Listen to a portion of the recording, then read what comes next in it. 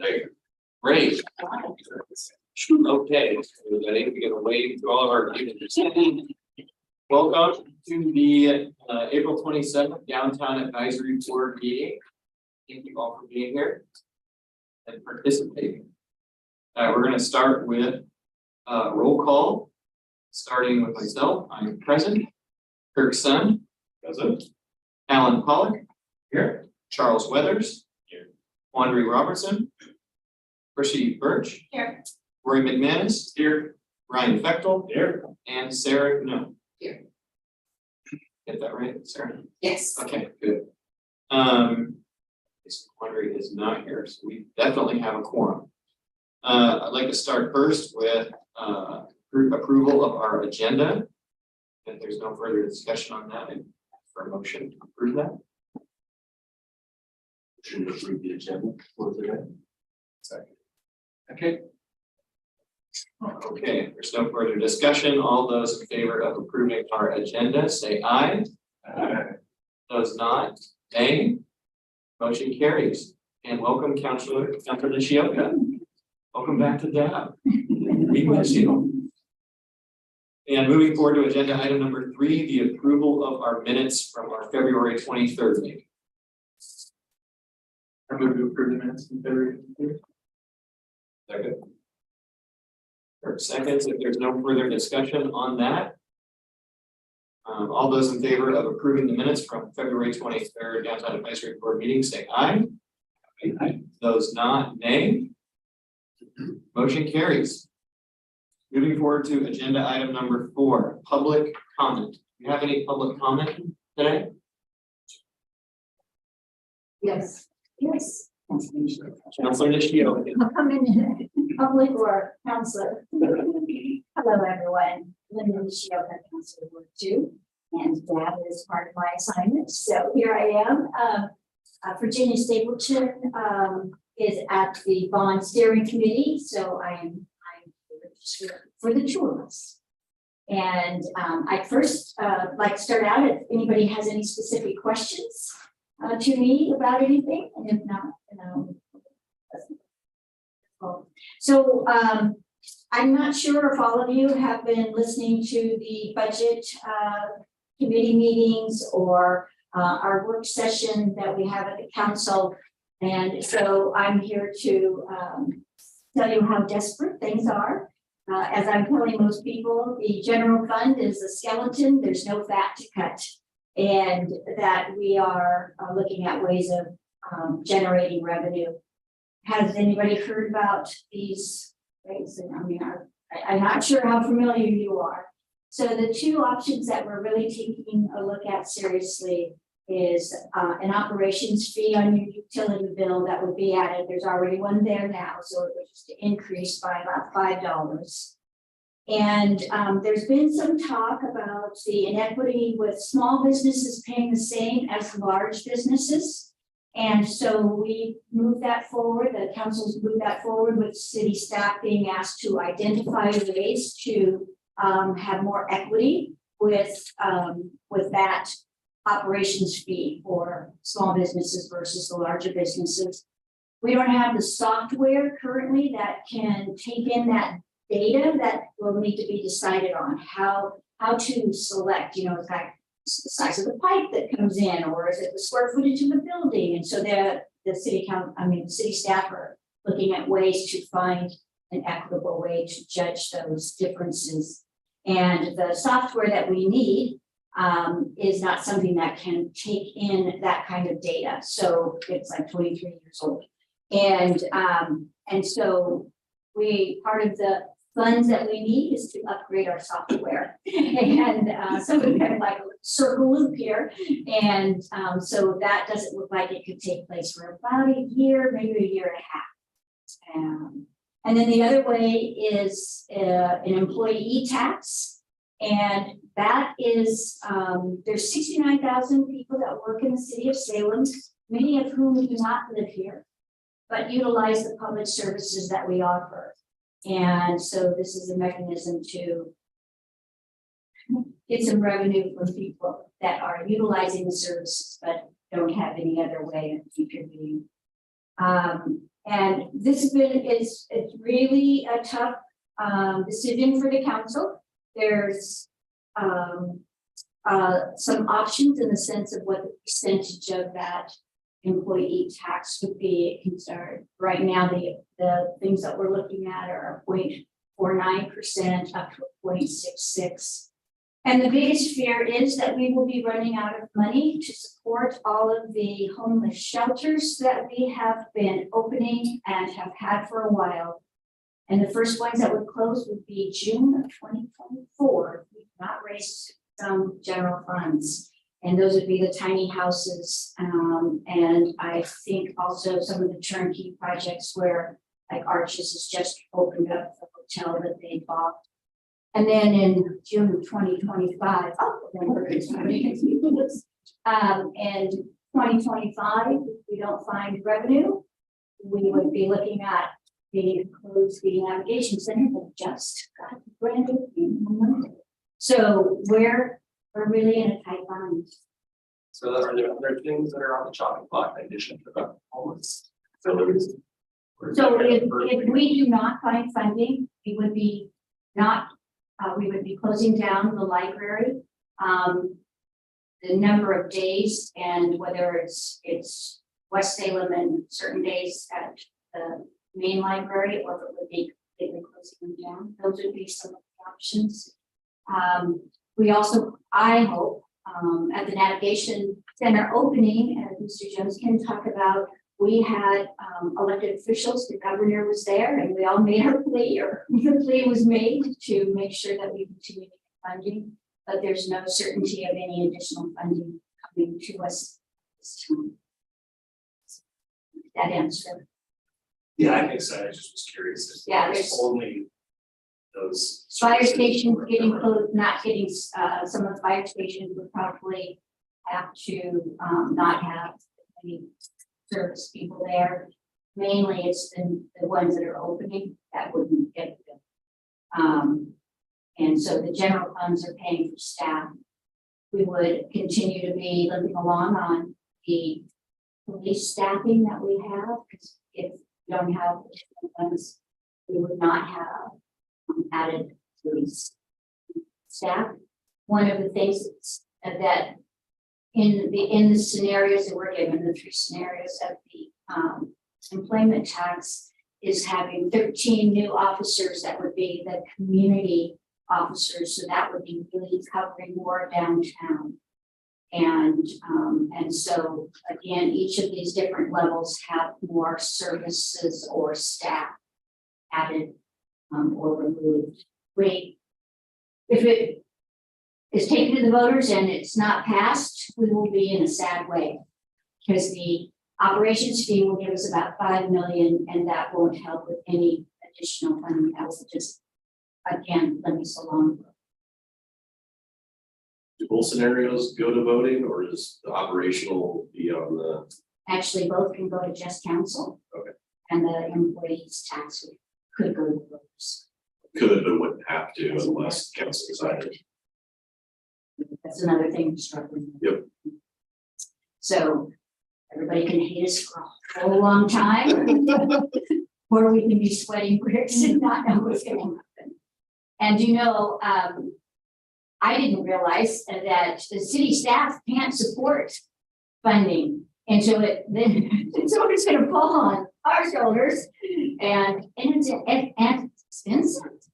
Then we have to get groups behind us and money to help, and so there's a lot of steps ahead. Yes, Chuck.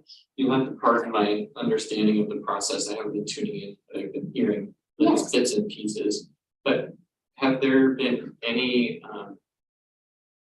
exclusions considered as part of the employee Things to cut payroll you. tax? Exclusions to who it would apply to? The employee tax. Yes, there's been some discussion about whether or not it should start at a salary of say $15 an hour instead of all those that are paid. And the goal with that suggestion was that it would be very difficult, and rightfully so. I question it, but this is just my personal view. I question it because it's. So here you have had a job at $14 an hour and you've been working hard and you got a raise.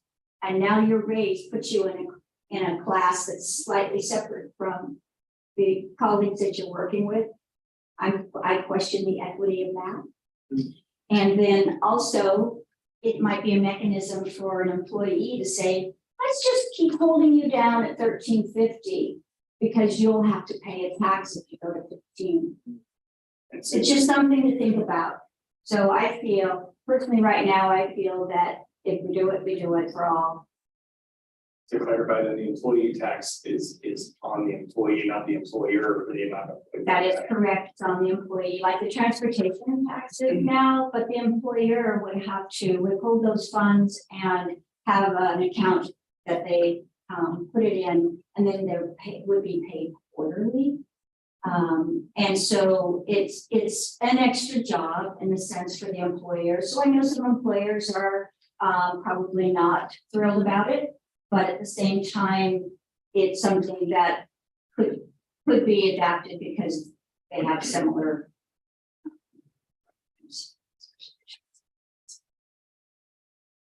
Good questions. Well, it's a tall order. We definitely empathize with that.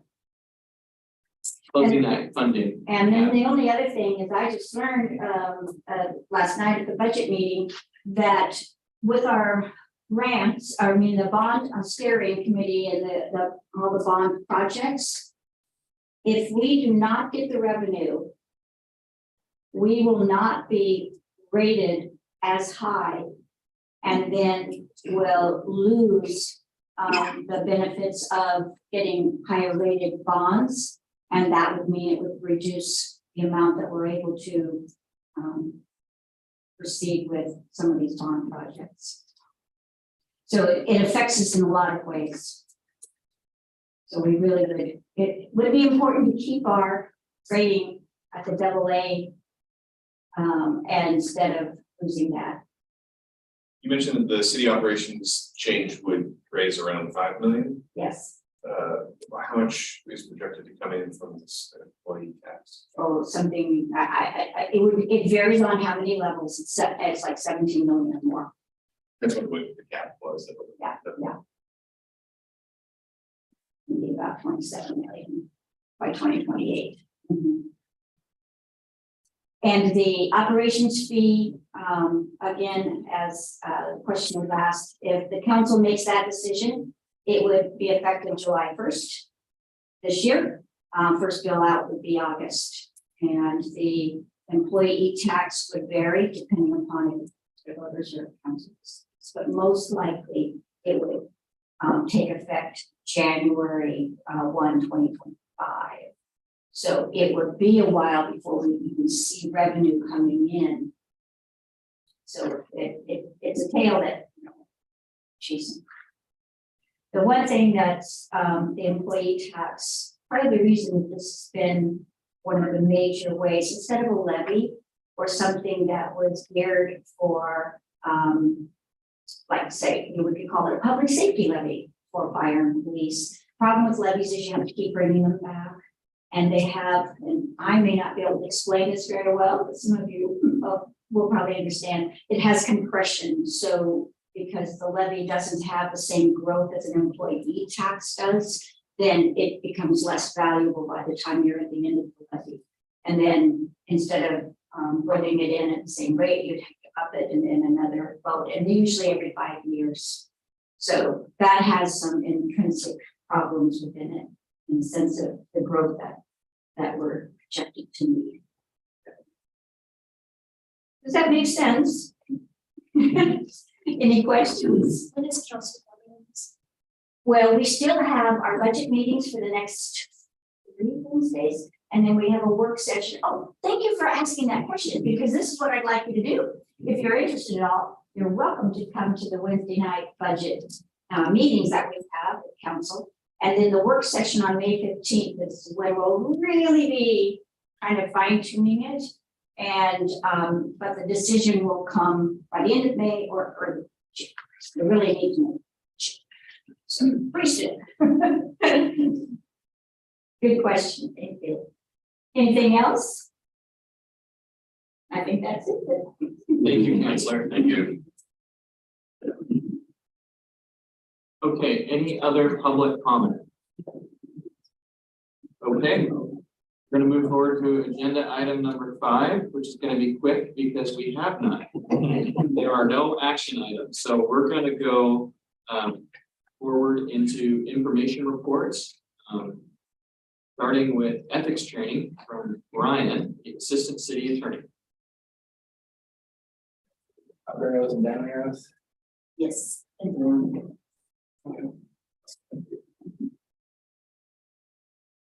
Anybody can, while Brian is setting up, I'm new to the dashboard. And one of the things that I also recognized was many of our members are new. And therefore, I thought this was important. I do want you to know that 1,300 City of Salem employees completed ethics training over the last couple of weeks. And you're kind of an extension of that. So I thought it was a good way for all of us to have this together. So that's how this came about, was that I'm new, the city's doing it, and it's a priority of our city manager that we all be on the same page in our city. So Brian Lewis, thank you very much. Thank you, Shelley. Brian Lewis, Assistant City Attorney. I've done this training. I try to do it with all the different boards I'm assigned to every year. Because there's some, member turnover, and it's good to have reminders on what we need to consider when it involves public meetings, public records, and ethical considerations as board members you have to take into consideration. Yep. Well, what's a public meeting? Well, we're in a public meeting. We all recognize that. But what is the very purpose of a public meeting? It's our form of government that we hold meetings and make deliberations in a public setting that's open to the public, available to the public, and they have an opportunity to participate. So, Counselor is technically a member of the public. It is for this purpose, because she's not a sitting member of this board. She's a member of the public. But we have to make sure all our decisions are done openly. We don't want to have, the city's decisions all behind closed doors and the public going, what's really going on? What our public officials are doing. Policy, purpose, public meetings. Want to make sure it's available to the public, that they're properly noticed in the time and place. If we notice a meeting at 2 o'clock, if this meeting was noticed at 2 o'clock, it would not be a valid meeting. Started earlier. And then it's accessible to all. With the pandemic in the last couple of years, we've had various different methods to deal with that, whether it's been Teams, hybrid, or online. As long as those are properly noticed, we don't have any issues if the public can participate, provide written comment or public comment. Well, who's subject to the public meeting laws? If 2 of you all go to lunch, or you have a subcommittee meeting. Is that a public meeting? Do we have to notice it? Well, it's all meetings of a governing body, it's Salem, a public body for which a quorum is required. We have that today. Make decisions or deliberate. Simply, you don't have to make a decision, you can just deliberate. And it has to be open to the public. Public bodies, state, county, city. Governing bodies, 2 or more members of the body that have the authority to make a decision. Different boards have different quorums and different rules depending on how it's been created. There are situations where you have a 5-member board that only requires 3 for a quorum and only takes 2 to make a motion pass. So you have a very small percentage of that, but it would still be an appropriate action taken by that. What meetings? Well, if we convene a meeting like we did today, it's subject to the public meetings and public meetings and notice requirements. If you're just gathering information, work sessions that were previously mentioned, they're going to go through the budget, they're going to look at various things, but those also have to be open to the public. They're not making a final decision on the budget. They'll do that at a later public meeting. Well, what's not a public meeting? Well, this is when you have to be a little careful. If you have less than a quorum, then you don't have a public meeting. If you're having a lunch together, if all of you chose to go to lunch, you have to be very, very careful because you do have a quorum of the public body attending an event. Ensure that you don't deliberate on, any actions, discuss information. Technically, you could say, hey, is everyone available next Wednesday for the meeting? Because that's just administrative. When it comes to any of the policy or deliberations, make sure you don't engage in those activities. Public meeting. Site visit, sometimes you want to go see what something looks like.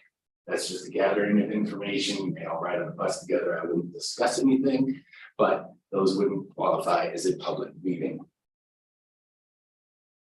Pitfalls on public meetings. There's all these new forms of communication, texts, email, I guess they're not there anymore, but texts, emails, Teams messages, WhatsApp app, or whatever those things are called.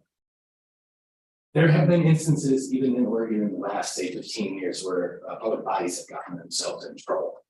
And these are things that you should take into consideration when you're communicating with each other. Lane County Board of Commissioners.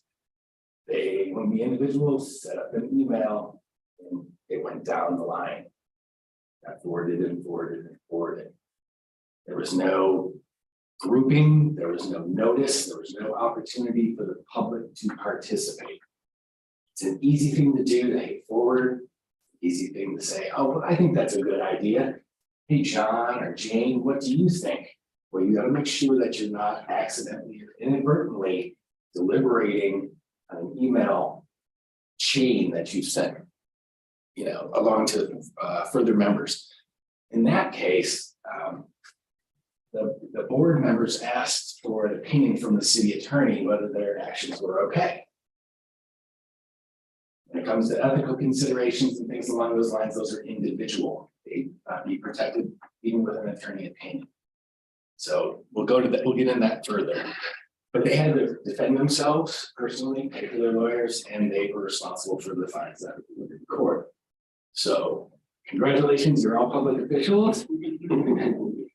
Be wary of that. Just take the extra second when you're sending an email to each other. If it's administrative, dates and times, not a problem. It's when you're discussing, do we want to support this action that may ultimately go to council? Reserve that for when we're recording in a public meeting and open to the public. This was a problem for the commissioners who they had to deal with this personally viable. Then there was part B of it. Well, if you're using an email, which you really, really don't want to do, serial meetings can also be a problem. You got that forward email. Well, then they decided to go from office to office. What do you think? What do you think? Well, again, you've done a serial type meeting, trying to avoid the public meetings requirements of notice and open to the public. Well, their little meetings were small, and then they ended up catching everybody and having the entire governing body make a decision, deliberate and make a decision without actually coming together as a group. Don't deliberate, make sure it's open to the public. Failure to comply. In this particular case, the second time around, they found it willful. Then one of the members was an attorney, actually had done some trainings on public meetings and things like that. So it wasn't, really good defense that he put on. So be cognizant of that. Email went through that. Scheduling a meeting is not a problem. Yeah, okay. Use of personal computer. This is where I always jump in here, and it's not really. These things can get you in big trouble. It's simple. If I am texting Shelly on my whatever the Apple app, Shelly, do you need me to show up at this meeting and provide you legal advice or something? That's a public record that I created on my phone, on my own personal app.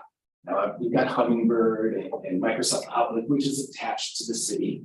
So if I'm using Outlook and I send an email for work, it's not really done on my personal device. It's done on an app through the city. Phone calls are phone calls, generally not recorded. You leave voice messages for other members. Those are subject to public records requests. Your emails, if you're sending through your personal email account. It's not necessarily a bad thing, but it can be a troublesome matter should an issue come up, because you do not want to get yourself in a situation where the court's asking to get a copy of your phone, which the IT guys will take it, an hour or two, run an entire copy of it, make it searchable, and everything you've ever done on your phone will be looked at by somebody, depending on, of course, what they're looking for. So be very cognizant when you're using your personal devices, your personal emails, your, all of those things. So if you can tie it back to your public official account, if you have a city email, if you want to CC somebody, like if I had to send, because Outlook was down and I had to use my personal email, I would CC my work email or something like that, so that I would have a discoverable public records that would include my phone. But what's a public record? What did I do with my phone?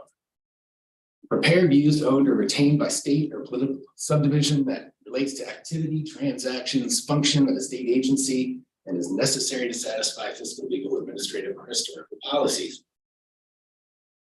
Shelley, do we have a DAB meeting on April 27th? That's a public record. Shelley, do you want to go out to lunch after the DAB meeting? That's not a public record. It's not related to this. So, when you're looking at, when you're creating public records and everything that we do that relates to our, our job here, or membership on the board is, a public record. So be cognizant of how you're caring for those, because there are record retention schedules we have to follow. And if sought by a member of the public through a public records request, we will have to produce those documents. And we want to make sure that we're housing them, maintaining them properly. So just because someone's in an email doesn't mean you always just delete it. You can't really delete it anyway. Public official ethics. What's a public official? Congratulations, public officials. Here's where the ethics, all the ethics information is housed. Oregon Revised Statute, Chapter 244, our Salem Revised Code, Chapter 12, and the Salem City Charter in Section 62. We have three main subject areas: conflict of interest, gifts, and use of office. Do they apply? Well, they apply to the public official. You can go home and tell your family members it applies to them as well.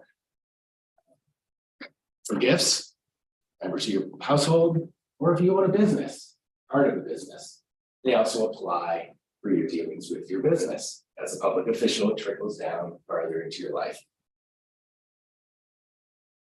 Public official means elected, appointed, employees, and even our agents.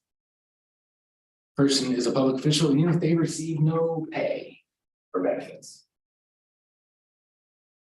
Well, I own a business. What does that mean? I own a gas station. Well, a private business, corporation, partnerships, LLCs, if you're self-employed. Doesn't include 501c3s if you're a non-paid member. So you can be, part of a 501c3 as long as you're not being paid. Okay, here's where Salem's a little different than many other cities and the state of Oregon. They have their, Oregon has their ethics laws, and ours are more restrictive. So we have tighter ethics laws than are required by state statute. And these are the spots they're laid out in their SRC. Okay, the biggest issues we come into are actual conflicts of interest. An action or decision that would be a private pecuniary benefit or detriment. That's the state law. For the city, it's any benefit, it just doesn't have to be pecuniary, it can be something else.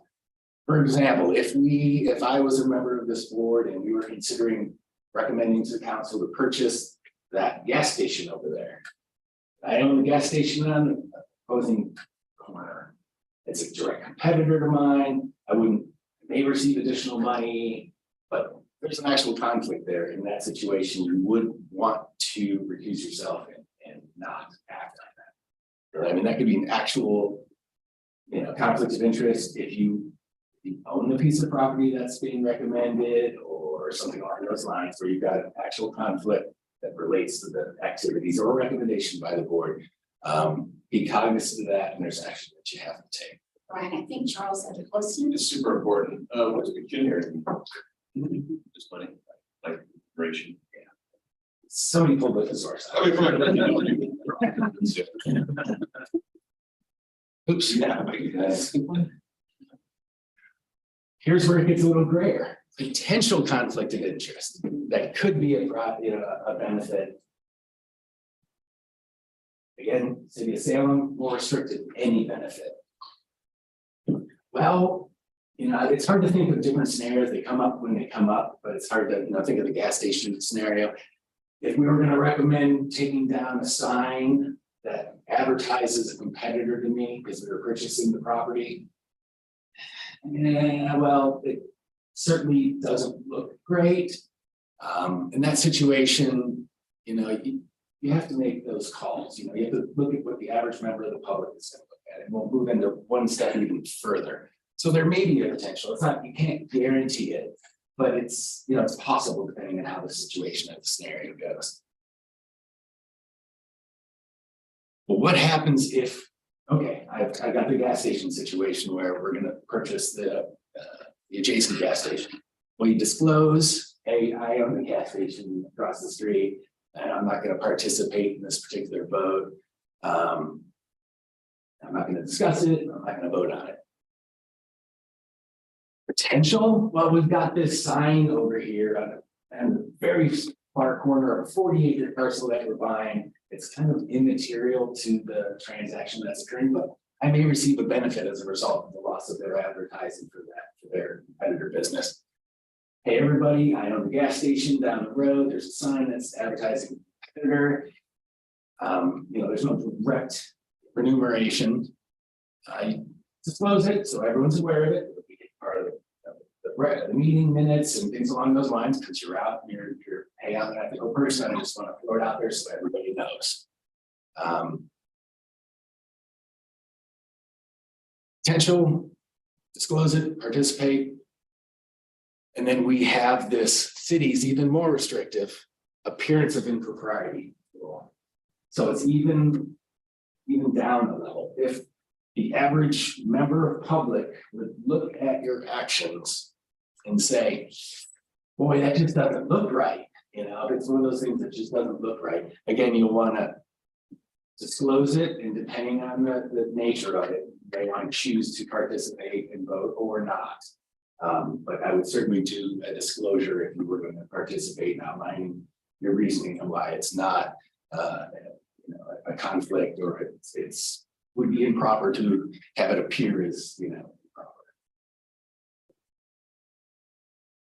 Appearance of impropriety. Public officials are bound to observe in their official acts the highest standards of morality and to discharge faithfully the duties of their office, regardless of personal consideration. Their conduct is both their official and private affairs should be above reproach. So the city is really setting a high bar. Doesn't look good, consider it. If it is not good, actual conflict, disclose, and there's enough members on this board that will be able to move forward, unless you get into a weird situation where everybody on the board is somehow, that's extremely rare, and generally doesn't happen. It's usually a member or two. Fair and impartial fulfillment of your duties. I cannot contact nor anyone else, counselors, for preferential consideration. Except for one situation, that's the city manager, but we just hired a new one. Well, I guess it's been 7 or 8 months ago.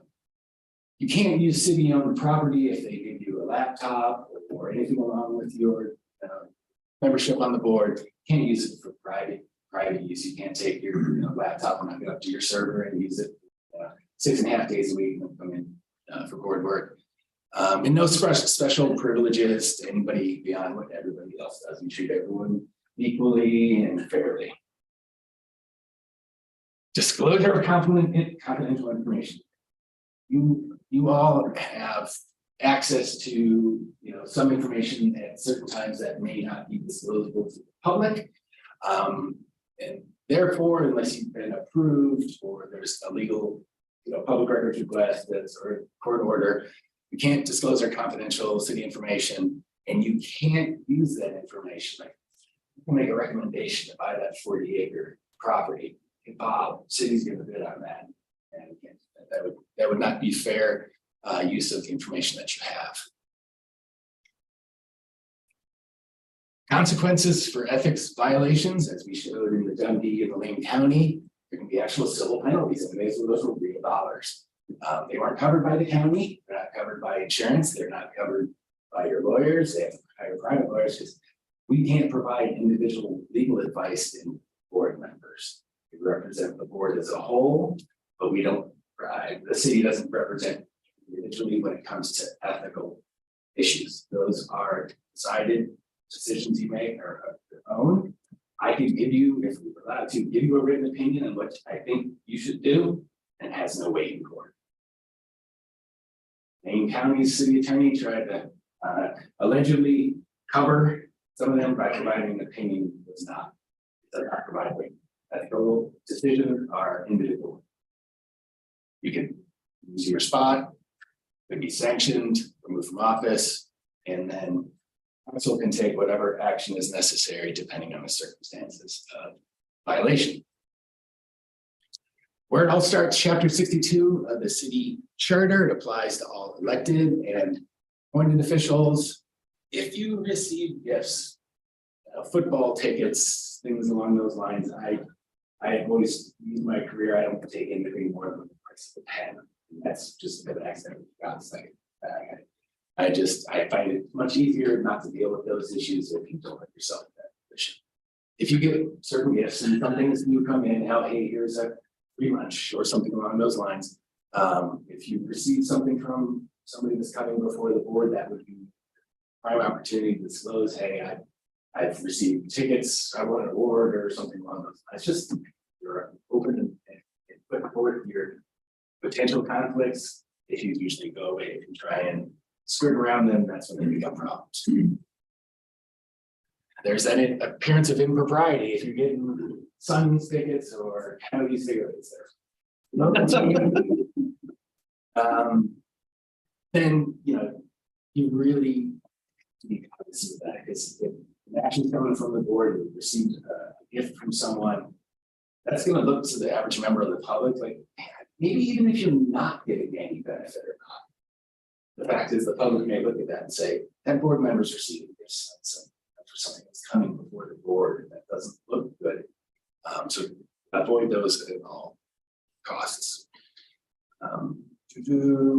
Complicated exemption rule of necessity generally doesn't happen on advisory boards, but for council, if they have to have a quorum, there are certain circumstances, even if there's a conflict, they have to disclose it, but then they may still participate. There's a rigorous set of laws that control that to minimize that. But boards have to take actions, council has to take actions, and we can't have a situation where we can't move forward because of conflict. There's rules and laws that advise the members on how to navigate that to ensure that they don't end up with an ethical violation. Remember, compliance with ethics laws is a personal responsibility. You have to look at your transactions, your businesses, your daily activities and make sure that they are not conflicting duties. Here, you have to comply with both state and city, but ours are more restricted. If you comply with the cities, or obviously state rules and regs as well. What's the role of this city attorney's office? Well, our client is the city agency. We do not represent public officials in their personal or professional capacity. We can't even rely on legal advice as a defense. So, we can say, hey, you guys are good to go. And again, it's not worth its weight on the paper. But the city attorney, Dan Atchison, he serves as a guide through the process to get you pointed in the right direction. You're not left in the ocean by yourself. We can't row for you, but we can tell you which direction land is, type of thing. There are places where you can get, depending on your potential or actual conflict. Oregon Government Ethics Commission, OJEC. Informal advice, well, they can give you a phone call. Hey, I've got this gas station, it's got, buying 40 acres of land continents. We considering purchasing a parcel of land that has a sign that's advertising for a competitor, they'll give you an informal opinion. Well, I think you're probably okay if it's potential interest. If later on they find out it's actual conflict of interest, that phone call will be no connection whatsoever. Nor if they write a state staff advisory opinion that says, hey, your actions are ethical and you're great. Still no weight to that. You'd have to get an actual commission official opinion, which would take 6 months to a year, and they're difficult to get. Where do you go from a city standpoint, not just the state? Well, we have a city hearings officer who can render again those informal opinions that give you some direction on what to look at. They actually receive and initiate and handle our internal ethics complaints. They render advice again, and advisory opinions or interpretations, but they are limited weight. The ethics things really do fall back on the individual public official. I think they created a system in a fashion is to not be able to lateral say, hey, the attorney said I did it, or this staff member said I could do it. So they really just ratcheted it down to ensure that we're operating in an efficient and fair manner. So if you have questions about ethics and things like that, OJEC, city, and there are resources available with us to help you navigate to where you find the right information and make an ethical decision. So Brian, I just want to be clear. So they would go to the city's hearings officer, not to Dan. No, I mean, if you have an ethics issue that comes up, council or a board, Dan would be the person to reach out. And you can go on your own, or and they've got vast resources to that. That's appropriate to do. You can also see Dan, who will, if you can't point you in the right direction, like where do I find? Are there ethics opinions that exist? Well, we can, point you in those type of directions. If there's something more formal that's needed, yeah, you go through Dan. I mean, if Shelley contacted me and said one of the board members has a question, it would work its way through me to Dan. As we just staff would assist with the question where it needs to be, and then based on the information or additional information that Dan would need, the city attorney, he would reach out to our hearings officer for a different or whatever. Can you share, do you know what precipitated that Lake County action? The underlying, Yeah, was it a sworn person that didn't get a decision, someone that's just watching YouTube and had a bad day? It's the case study we're using, it seems. it was, they were being a little aggressive on some actions that they wanted to do and avoid some public scorn for their actions. So they were looking to willfully violate and that's what the court ultimately found out. I don't recall the actual underlying decision that they were making, but they were looking to avoid making these type of decisions until deliberations. But I guess, you called them on it, who was the aggrieved party that started? Any member of the public, I think it was a member of the public that filed the initial complaint. And then it spiraled from there because the bar got involved. The city attorney was rendering opinions and did some things that were questionable. But any member of the public can file an ethics complaint against a public official. Jimmy said, well, I think we were acting unethically in something, he could file a complaint. Another board member could file it, and I know there was some animosity amongst the board because the WP2, when they were going from office to office, there was one of the members at that point that was done with it and filed a complaint against other board members. So ethics complaint. And being that that's the case, I need just got done saying, look at these resources and can't really ask questions.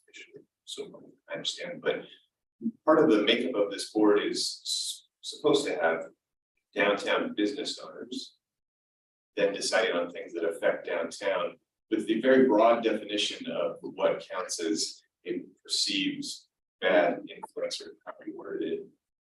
how are not those, are those two, or how many board members that, fit that description are subject to?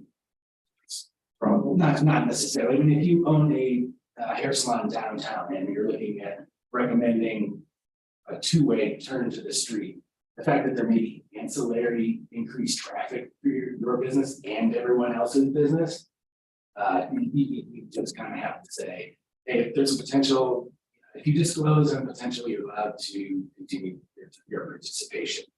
If you're looking to recommend closing down your own business and the city buying it out, that would be an actual conflict of interest. Or if you have a direct competitor where you would receive a financial or other benefit, that's when the trigger would kick in. So as business owners, you have to be cognizant of what the actions are coming before you, how they may affect your business. If it's different than every other business downtown, if we're going to recommend flower planters everywhere in downtown, you're not going to receive any more benefit than I get two in front of mine. That brings the bees, and we make our own honey. Yeah, I mean, there is that gray and there is that slippery slope on how far down you go before you got a potential. The easiest thing to do it is to disclose, hey, if you think it's going to be something that directly affects you. If it's broader sense of all of downtown or all the businesses and all the citizens will be affected equally, then that's like. It sounds like Lane County was intentional and malicious, not my word. Fine, frankly, they got what they were doing on purpose. If we, a couple of us found ourselves to have started a discussion and then all of a sudden someone's like, you know what? Crap, did we just do something wrong here? What would be an appropriate step? Stop. Sure. Stop. And then. But for the time that's already taken place, we have to go, hey, we need to mess up for something we didn't think we did wrong, but maybe did. It depends on the nature of the discussion, how far you got down with it. You said, well, hey, I think we should talk about those planters. Yeah, I think that's a good idea. And someone else says, well, what are your thoughts on it? And then, she says, hey, we're out of the public. Stop. We didn't actually do it in deliberation. You almost deliberated. So you've got to see where that spot is. If you got in a situation where you took a few extra minutes and then realized, oh, wow, there'd probably be something to mention on the record later on. Hey, I think we're going to be chatting. We were less than a quorum. You don't want to invite a complaint against you, but you want to ensure that you are complying with all the laws. And certainly find yourself in a situation where too many people have showed up to make a quorum, and then start talking about some of the things that are coming before the board, are known things that are coming before the board. Make sure you steer clear of discussing those things, whether it be an email, text, or. You still own by Monopoly, just don't say one. All the dice. Sure. A lot of what you were talking about is when we vote on something, or you take action on something. So we have a lot of informational reports in this meeting versus things we actually take action on. So how do those come into play if it's a information report on something quasi related to your business or a competitor of your business? How do you, because we're just here listening, Yes. we're not taking action. Then you wouldn't have a conflict of not taking action. If you later move on in 6 months to make a recommendation to council, then you would be, oh, sorry, that it's a potential or actual, disclose it, it's potential, it's on record, everyone's aware of it, behind, and that's really the thing is public aware that, make public aware of your potential conflict of interest, just so that we're not hiding anything. And it says, well, why did Kirk vote on that? He owns it. Yeah, we all know that now because he mentioned it and it was, something disclosable and he was not receiving any indirect benefit. Thank you. I have related to the information that I provided earlier. I'm sitting here and going, okay, now wait a second. And I'm asking you, and you might not be able to give me the answer, but it's like, oh, wait a minute. Could I ask the advisory if they would write a letter to the city council in their opinion of our revenue resources that we're looking to? Is that something that I as a counselor, see, I'm still navigating this, I'm serious, and it's a wobbly line, I have to call Dan, hey, Dan. I bumped that one, Dan, I'm not Okay. comfortable winging, I think any member of the public, can But ask they that. individually, not as a board, could write support.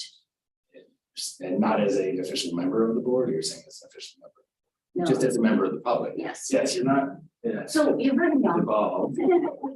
Yeah, you still have the right to participate in public meetings and provide comments to council, as a resident of the city. We'd love to hear whatever you have to say. And all members of the public. Inputs are, very important for everybody. Brian. Thank you all. Josh, I just wanted to say that I owe Charles Kirk an apology because during the budget meetings, we had conversations about loan money, loan program. And so what I learned just now is that you have to do it. I should not have said that. I should not have said, I think you have a conflict of interest on that. Based on what he just went through with ethics training, you have to declare it. It may make me crazy that you're not, and that's why this training is so good, because now everybody knows what the expectations are. But I should not have said, I think you have a conflict, I think you have a conflict. It would be you, only you can say something. That's interesting. I was wondering if you had reviewed who might have a potential conflict when you're bringing information to us. A lot of people come on a board because they want to influence. That's not uncommon. They have their careers, they work with clients, they want to come because they're hoping to influence something that may benefit they themselves or their clients or the business that they work at. That's where it gets hard for me, because we work a lot on trying to find tools that will help property owners, businesses, everything be successful.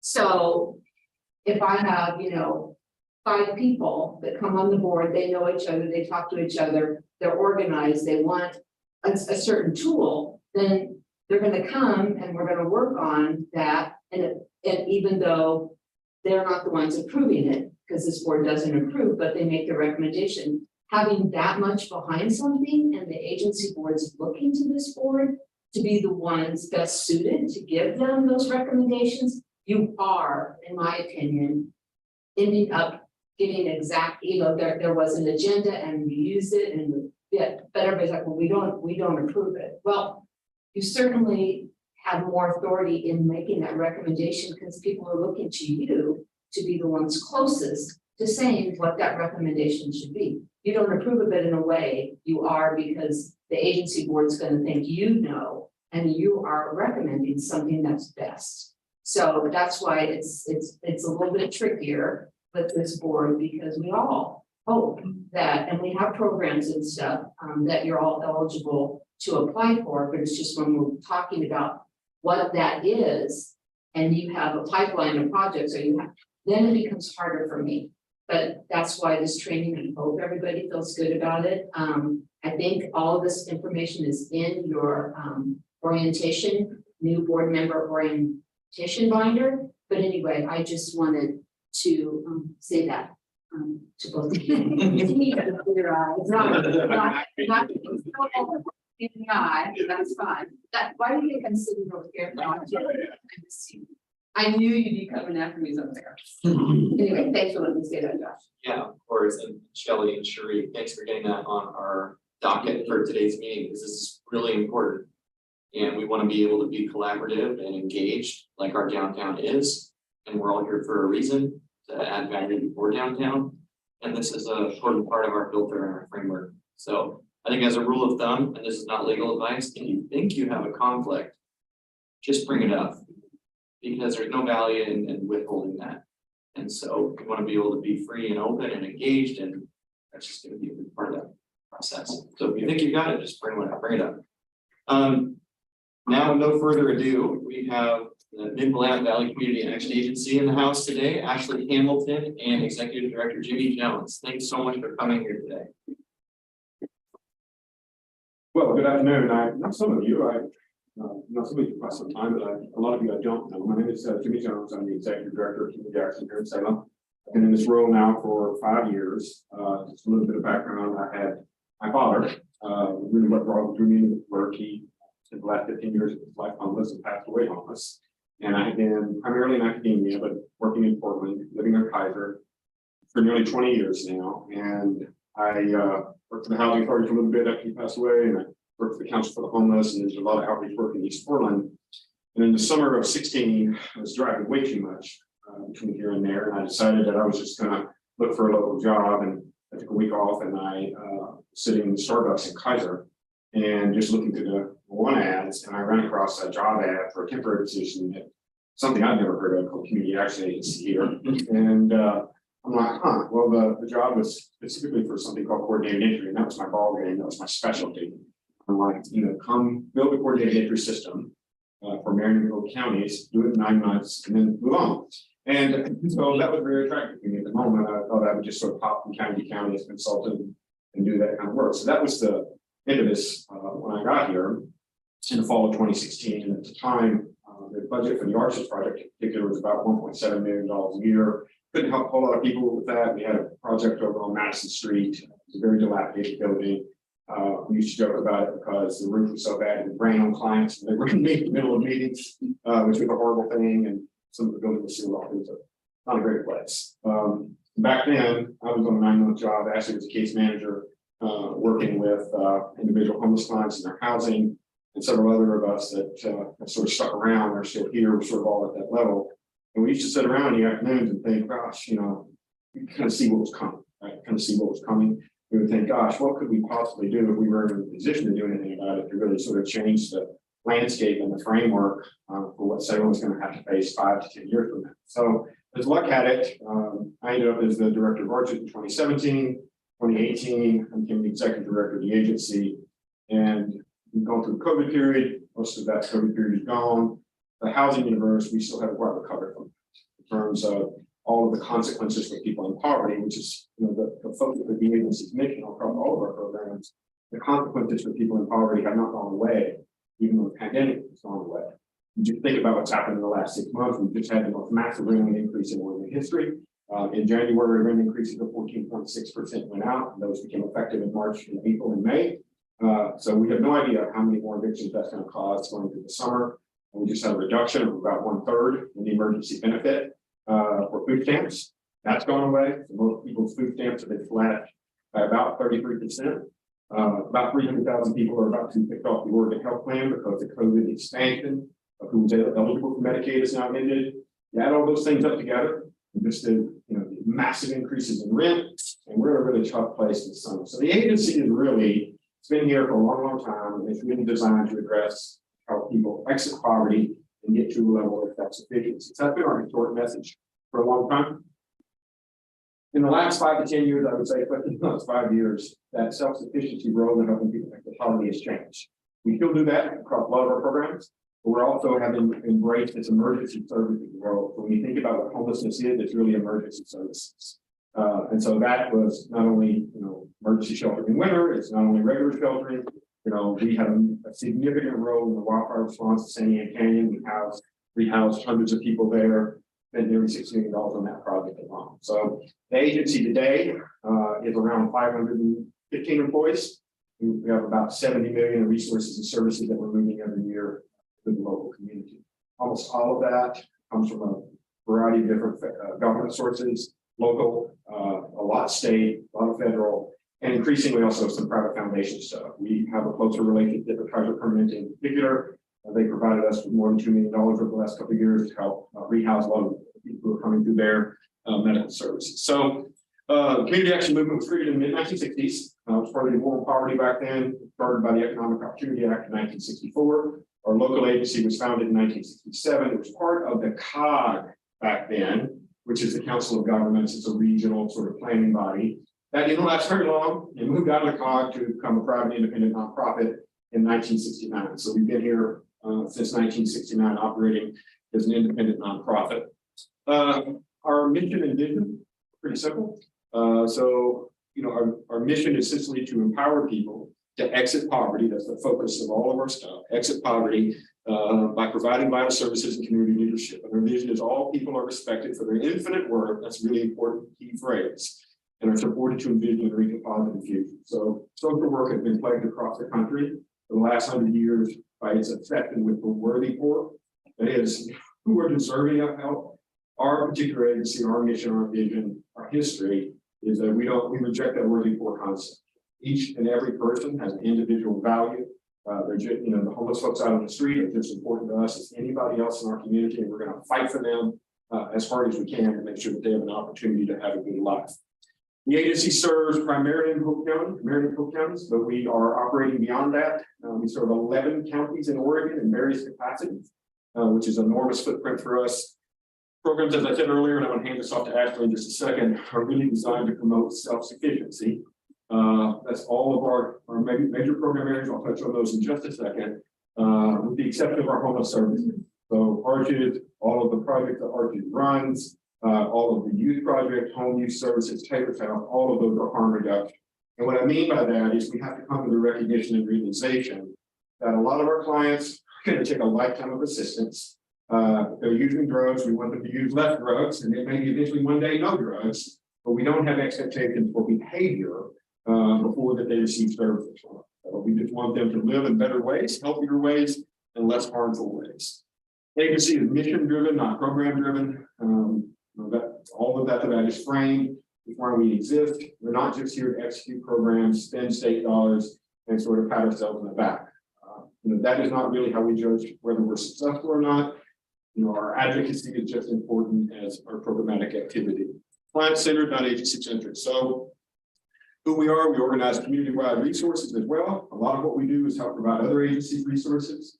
So some of our sub-granting funds, Center for Hope and Safety. We have funded at times in the past Church to Park. We have funded Polk County Family and Children's Service Outreach Partner. We funded more examples. Sable House, Women at the Well, Smonka. We've had at various times, 15 or 20 subcontractors that we are funneling other resources, state, primarily state, into the local community. So we're going to advocate, we're going to educate, and we're going to help people exit poverty. After you go to the next slide, this is just what it should be. Yes. So the agency is broken up into three divisions. So the first division acts as the chief program officer over all of our housing, homeless services.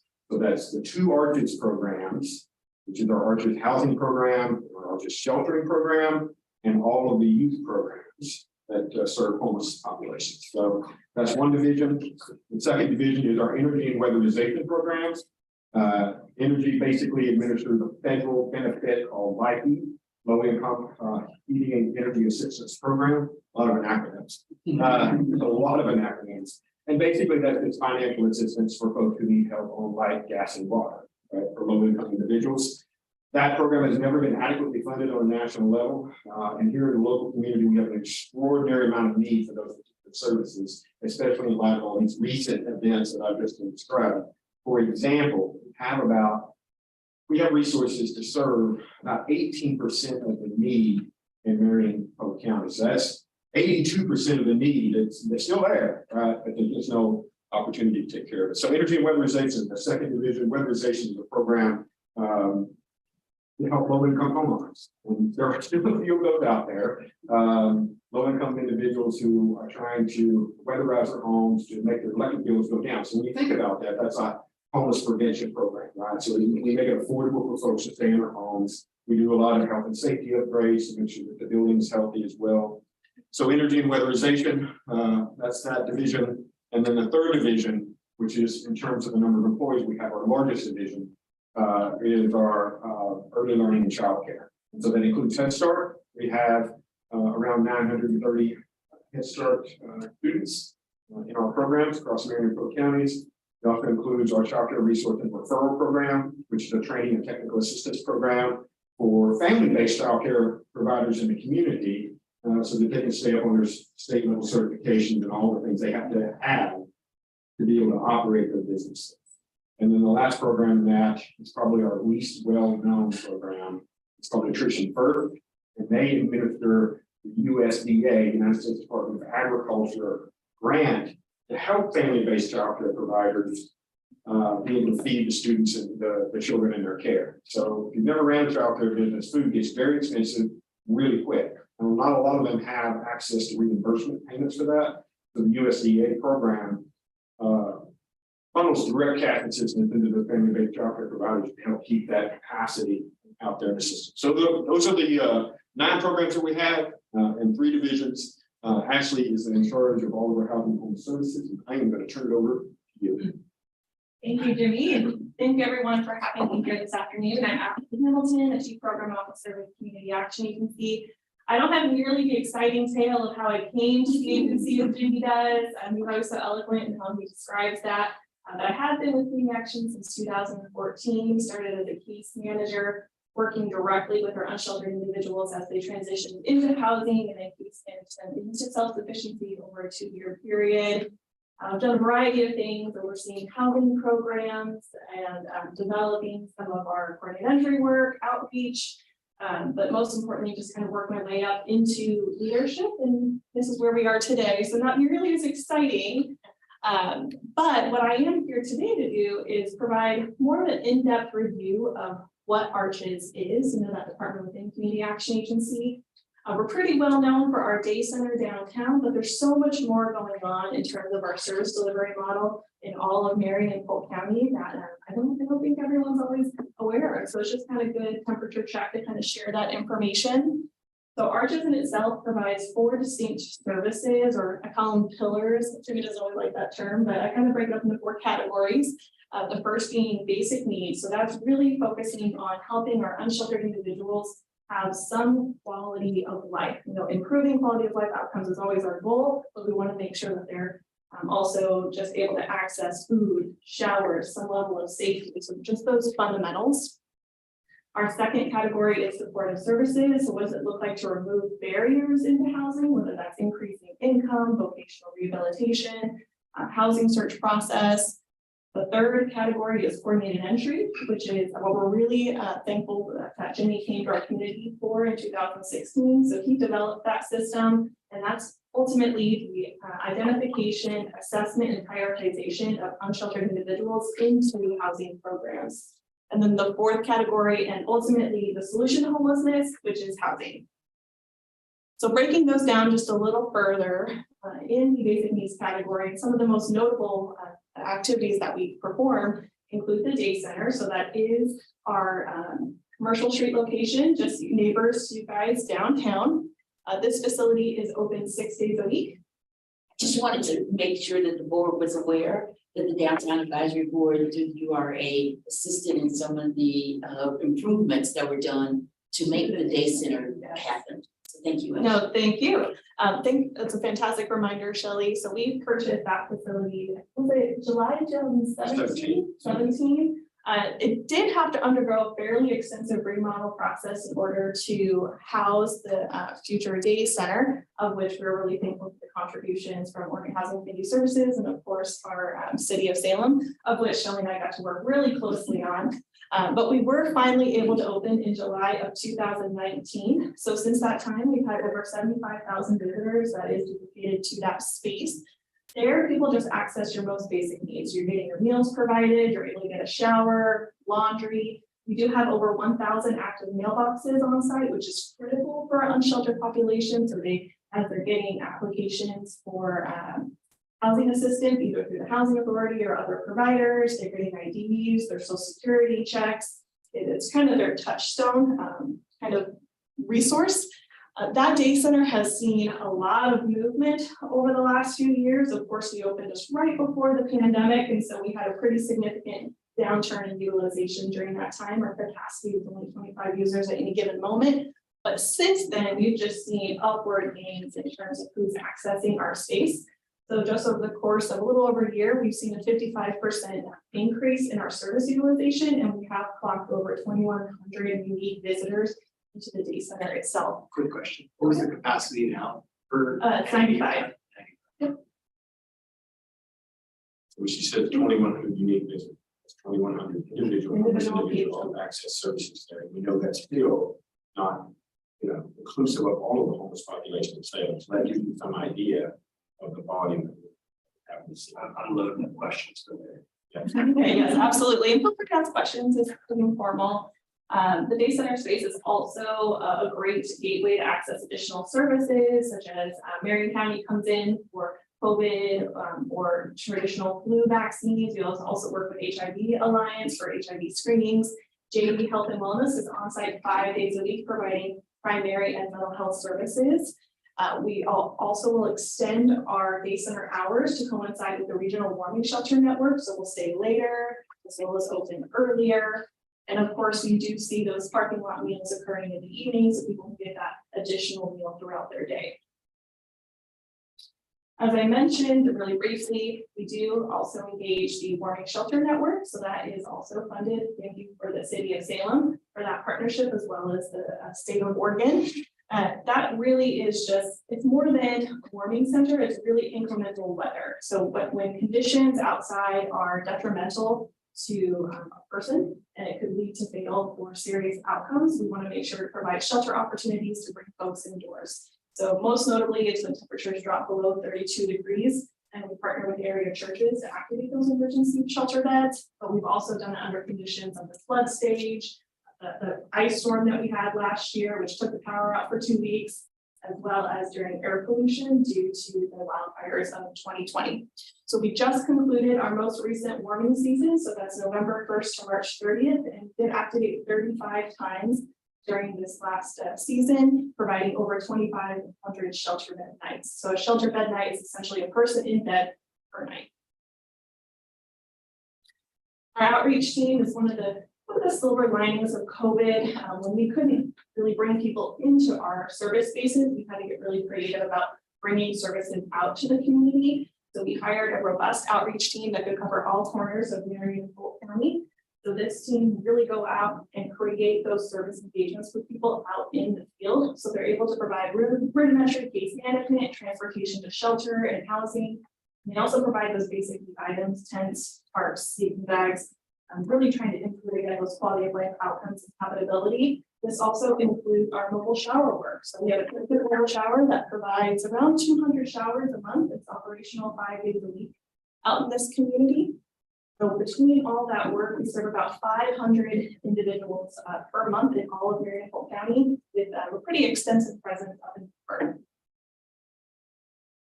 So our second category was supportive services. So as a reminder, that's kind of working on barrier removal, so helping folks get into housing or either retaining their housing. Some of the services I'd like to point out here is our tenant education curriculum. So that is a 5-part series where individuals can really learn about what does it mean to be a future tenant. Because I don't know about you, but I was not born knowing how to fill out an application for housing. They can be really complicated and they change from one landlord to the next. Or what does it look like to maximize the refundable security deposit? What's my right as a tenant under tenant law, or even remediating any issues between the landlord themselves and fellow tenants? That's what that series will cover. And upon graduation, graduates will receive the ability to have a security deposit paid for them, as well as a little certificate that landlords really look favorably upon within the housing search market. We can't really see because it's covered, but we also are home to Marion County Veterans Service Officer Program. I particularly like to point this out because it really helps veterans and family members of veterans access, obtain, or maintain their VA benefits. So a VA claim can be kind of grouped up in the system. It's pretty common, it's really complicated. And so if you don't have an advocate on your side, it could take years or sometimes decades to really receive the benefits that you or your family member deserves.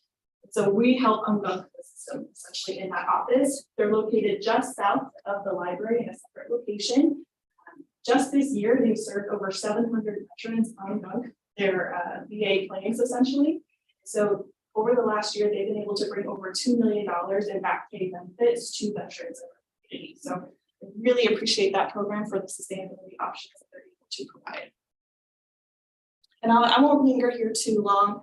That third category was coordinated entry. So that, again, that's identification, assessment, and prioritization of unsheltered individuals in our community. We do that through an assessment tool known as the VI SPIDAT. I'm not asking to say what it stands for, it's way too long. But it's several questions where we really identify not only who the individual is, but what their vulnerabilities, what they're bringing to the table. It helps us understand not only where they've been, but what kind of housing program is going to lead them to be more successful. You don't want to put someone who is chronically homeless, they've been outside for years or decades, they've had mistreated or untreated mental health or physical health concerns, as well as active addiction. You don't want to put them in a housing program that's only going to help them for 2 to 3 months. You're just going to fail out of that, and it's a cycle of trauma. Homelessness is just going to repeat themselves. So this tool helps us understand what their needs are going to be moving forward. So in general, we perform about 825 of these assessments per week at the Arches location. We also have 7 additional assessment sites throughout Marion and Polk County, partnership with some of our fellow care providers.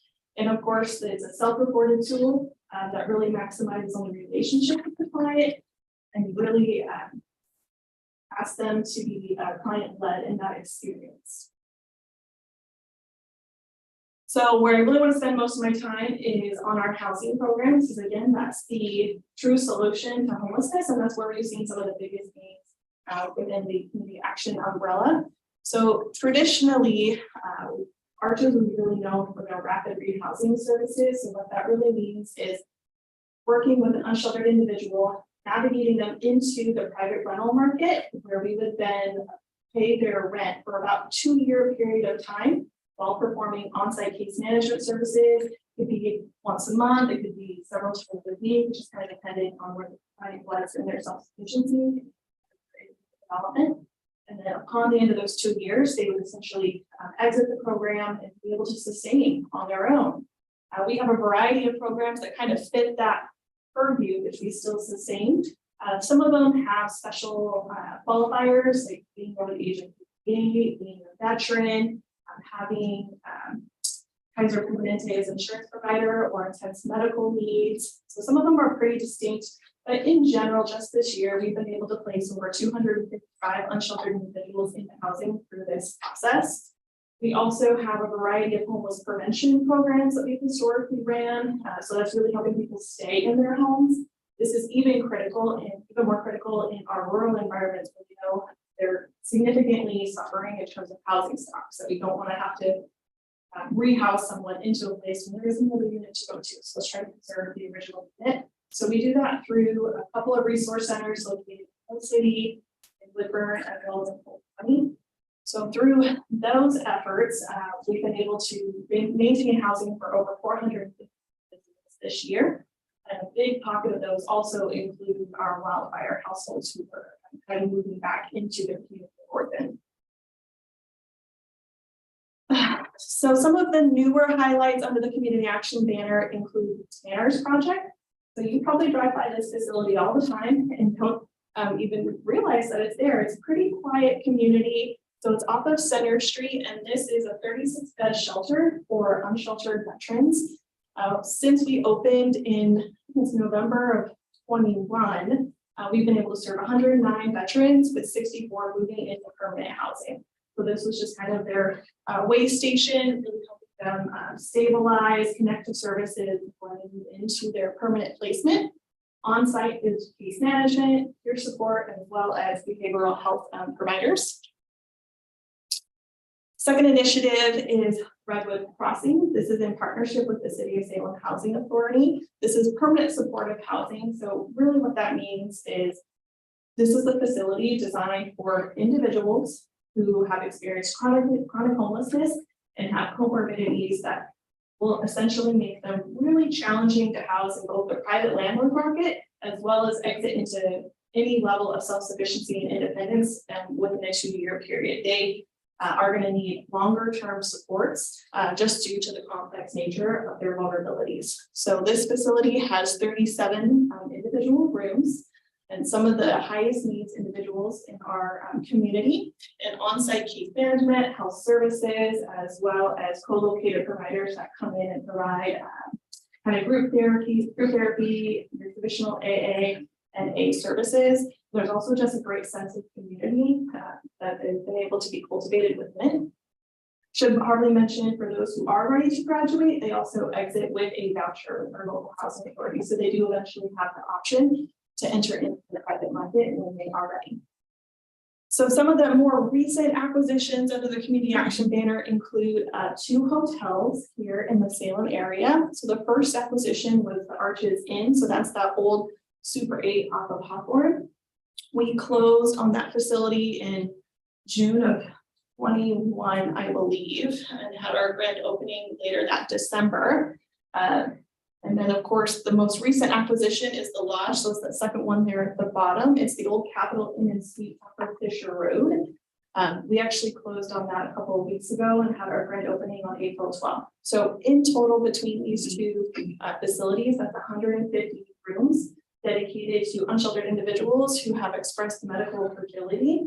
On site, there's of course case management, peer support, community health and wellness is present 3 days a week to provide that primary health care and mental health care.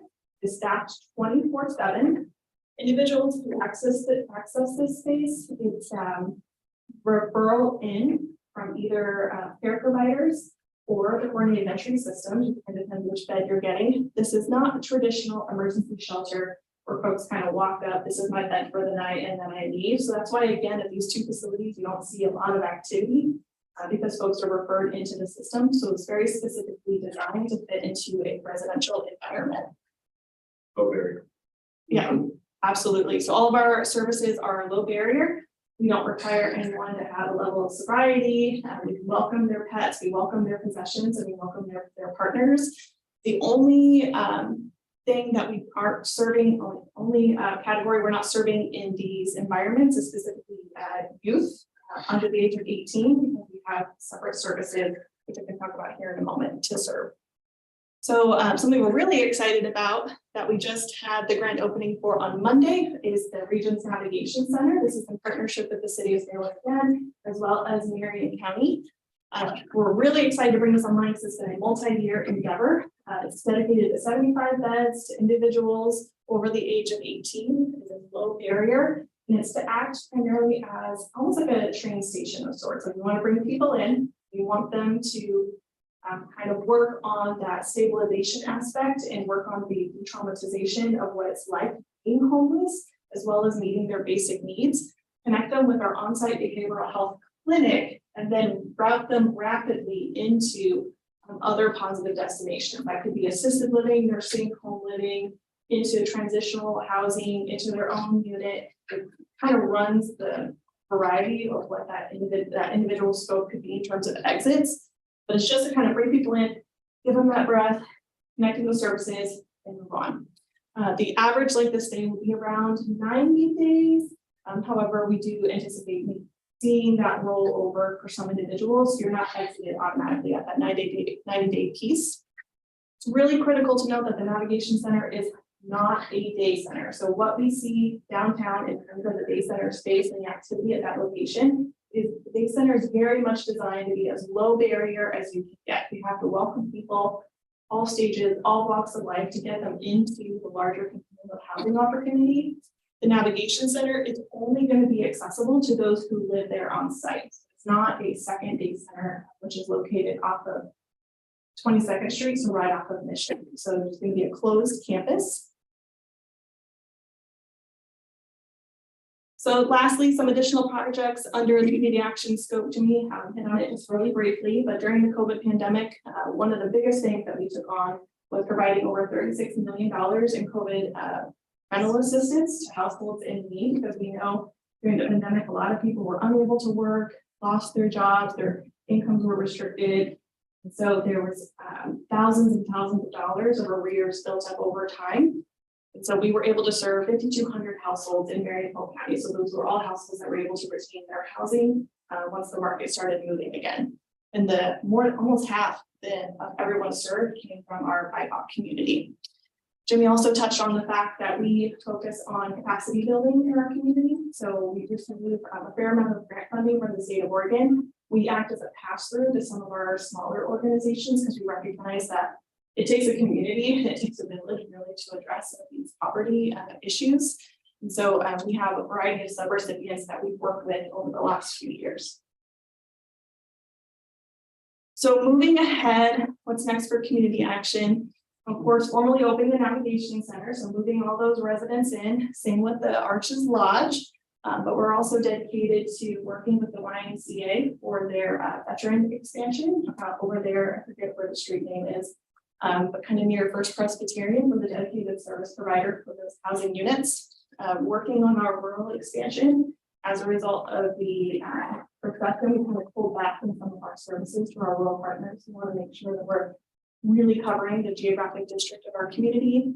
And then, of course, figuring out solutions for what can we do with households that do have those dependent children on board. And so trying to look into solutions for a possible family shelter expansion. So I guess I'll leave it there. And I only have a few more minutes. I'm sure there's questions. So we'll do our best to answer those.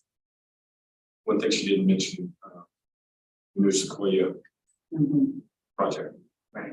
Will be the service provider there, and so Yes. that's moving faster, I think, than anybody anticipated, and it may open sometime, maybe completed sometime at the end of this year. Yeah, so Sequoia Crossings is going to be almost Redwood Crossings 2.0. So 37 units at Redwood. Almost doubling that to be an additional 60 units of permanent supportive housing at Sequoia with a lot of the same functionality as well as the referral into housing. Maybe in North Broadway, across from where the Kentucky Fried Chicken gets there on the other side of the room. You probably will see some of them. Yeah, perfectly. That's what we're doing. But I'm Ryan Beckler, I think I'm gonna defer my questions to just having another meeting with you guys. If there's other questions here, but obviously you're speaking to a bunch of downtown owners and operators, and specifically I manage Salem Center Mall. Yes. So we'll deal with this every day, and I great to hear from you guys. And I think I'm just gonna say, let's have another meeting and discuss how we can partner. And feel support. I'm happy to. So our goal is really to reduce the population, homeless population, say about 50% in the next 5 years. That's the background of all the sheltering projects, the things of that nature. Now, that's gonna be homeless in shelters, but they won't be here in the downtown core that much. Yeah. And so we're hoping to see some reductions there. But I also have to be very direct at this point. All the forces that are creating modern homelessness are getting worse. So those people enter this condition for primarily economic reasons, and then all the other stuff happens, right? And so those economic reasons are more complex now than they were 5 years ago. I think the biggest question is capacity and outreach. Available beds every day and are you paying for people, or are we waiting? Yeah, we look for them. We don't always find them. And then we can't always convince them to come. So in this work, a lot of times when you're dealing with that particular population you're describing, you really have to ask them 100 times, right? Will you take a shelter bed? Will you consider taking a housing placement? And you might get told 99 times no, right? Before you finally get the yes, but we only need one yes. But part of the tragedy in all of this is that Salem was really behind the Lane County by a generation, almost in terms of attracting extra resources to the region. We've been extraordinarily competitive and aggressive about our grant applications and increasing the resources in the community. So we do have a fighting chance now. Our agency has around 260 shelter beds through all of this. We had 5 years ago, we had 0. And we probably need 40 more before we get to a point where we get 300, and UGM has 300. Then the next thing you know, I mean, we do have something close to 70% of the unsheltered capacity that we need. So it gets us to a better place, but this is a long game. It took us 30 years to get here. We're not getting out tomorrow. But we need to make consistent progress. So the idea is that, there's an arc, right? In terms of the total population, we need to reach the peak of the arc and we need to begin to go down. Once we begin to go down, that will accelerate faster, right? Eventually, with any number that's reducing, it gets to something that's maybe never 0, but something that's much more manageable. So that's really the strategy behind what we're doing. It's not going to be.